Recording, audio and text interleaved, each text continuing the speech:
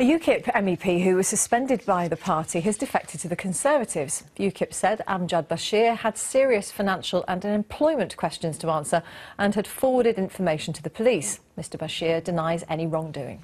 Tonight, David Cameron said he was absolutely delighted to welcome him to the party. Well, with us now is our political correspondent, Jim Reid. Jim, unpick this for us. It's been moving quite quickly, this story. It's been moving quickly. It's a very murky story at the moment. So we're talking about a man called Amjad Bashir. He's a fairly senior UKIP MEP. He represents Yorkshire and the Humber. He was elected back in those European elections back in May. He's also their communities spokesman. Now, this evening we know he's defected to the Tories, to the Conservatives. That after meeting with the Prime Minister, David Cameron, for about an hour, we understand, at his private home in Oxfordshire yesterday. The Prime Minister said to be completely delighted, obviously, at this move. Today, he is not pulling his punches. Mr Bashir describing UKIP as a party of ruthless self-interest with a ridiculous lack of policies. We spoke to him earlier this afternoon before the official announcement. These are serious subjects, and I think that the only party that can deliver this is the Conservative Party, because I think in this forthcoming election we'll get very few, if any, UKIP seats, MPs, and I think that it will do damage to the Conservative Party, who are the only party able to deliver these two things that I'm mentioning again and again: controlled immigration and control of our borders, and if the public want an exit from the EU.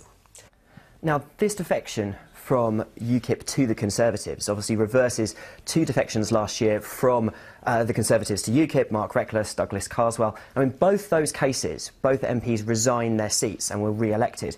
We asked Mr Bashir if the same thing would happen here, if he would now quit as an MEP. I would remain as an MEP.